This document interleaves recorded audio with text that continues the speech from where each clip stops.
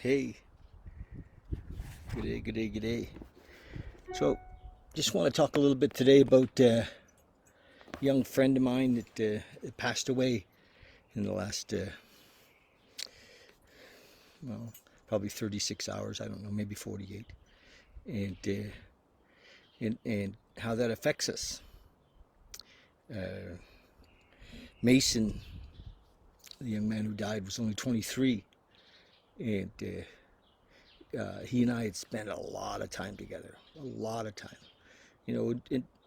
What an honor actually to be able to work with young fellas and for me.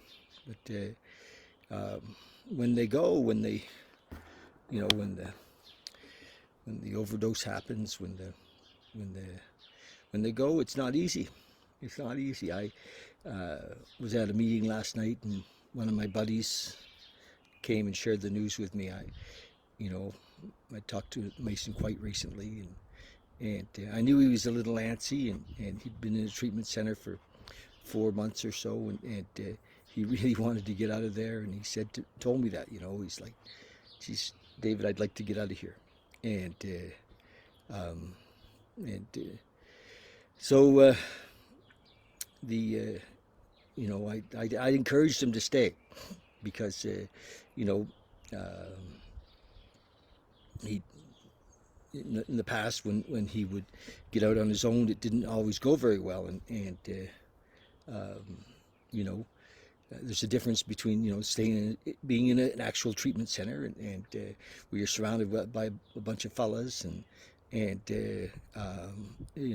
being somewhere by yourself and my good buddy Tyler. This is the third time I've mentioned Tyler's name on this thing, 3 days in a row. Anyway, Tyler, hey bud, my good buddy Tyler, talked to him probably hours before he passed, and you know what happens, the ego says, what could I have done differently, could I said, I mean, that's what happens for me too. I mean, I could have invited him over, I could have spent a little more time with them. I wasn't actually sponsoring him right now, another fellow was, and because we do that, sometimes we sponsor a guy for a couple of years, and if he keeps going out, we encourage him to go and get another sponsor, and maybe that he'll hear the message better from another guy. And so I wasn't currently sponsoring him, and even though I did talk to him every week, and I met his mom, talked to his mom yesterday, and I'm going to go visit with her, and but it's tough. It's tough. It's like being in a war in a way.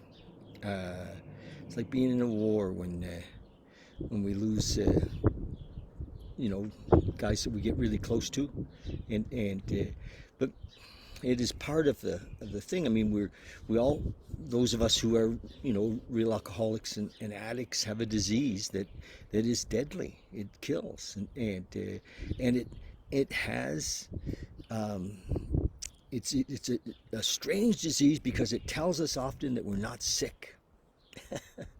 It tells us that we're not sick. The hell is that, eh?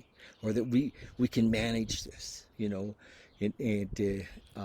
it's funny because here I am, this old guy, and I talk to young fellas and I say, look, this is gonna kill you, and they're yeah. They're like, the hell does he know, and they so often do the same stuff, they're like, oh, I got to get a girlfriend, and or I got to go work a lot of hours, and catch up. All this time I've wasted, I got to make $1 million this year, so I can catch up. Well, there's no catching up, and I tell guys all the time, like, just relax, easy does it. First things first, the slogans, eh? Think. Anyway, so gonna miss Mason. It's death is pretty final in a way. I mean, I have my own ideas about that, but I just it seems very final, doesn't it? Especially